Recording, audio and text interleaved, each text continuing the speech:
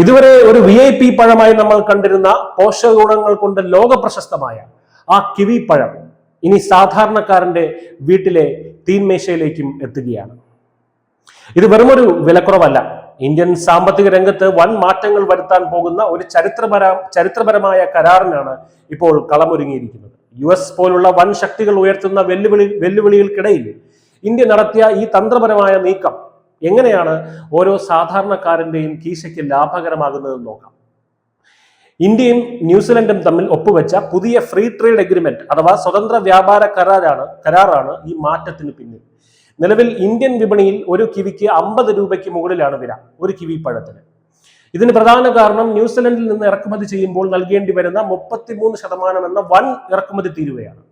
എന്നാൽ പുതിയ കരാർ പ്രകാരം ഈ നികുതി പൂർണ്ണമായും നീക്കം ചെയ്യപ്പെടുകയാണ്. ആദ്യഘട്ടത്തിൽ 6000-ലധികം ടണ്ണും വരും വർഷങ്ങളിൽ 15000 ടണ്ണോളം കിവിയും നികുതിയില്ലാതെ ഇന്ത്യയിലേക്ക് എത്തും. ഇതിലൂടെ കിവിയുടെ വിപണി വിലയിൽ 20 മുതൽ 30% വരെ കുറവുണ്ടാകുമെന്നാണ് സാമ്പത്തിക വിദഗ്ധർ പറയുന്നത്.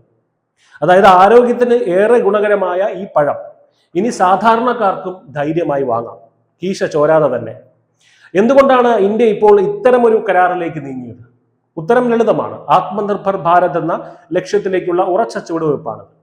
അമേരിക്ക പോലുള്ള രാജ്യങ്ങൾ പലപ്പോഴും താരിഫുകൾ ഉയർത്തി വ്യാപാര തടസ്സങ്ങൾ സൃഷ്ടിക്കാറുണ്ട്. ഇതിനെ നേരിടാൻ US-നെ മാത്രം ആശ്രയിക്കാതെ മറ്റ് ലോകരാഷ്ട്രങ്ങളുമായി നേരിട്ട് ബന്ധം സ്ഥാപിക്കുക എന്ന നയമാണ് മോദി സർക്കാർ സ്വീകരിക്കുന്നത്. ബ്രിട്ടനും ഒമാനും പിന്നാലെ ന്യൂസിലൻഡുമായി കരാർ ഒപ്പിട്ടതോടെ ഇന്ത്യൻ ഉൽപ്പന്നങ്ങൾക്ക് അന്താരാഷ്ട്ര വിപണിയിൽ വലിയ സ്വീകാര്യത ലഭിക്കും. കിവിക്ക് പുറമെ കമ്പിളി, മരം തുടങ്ങിയ അസംസ്കൃത വസ്തുക്കളും കുറഞ്ഞ വിലയിൽ ഇന്ത്യയിലെത്തും.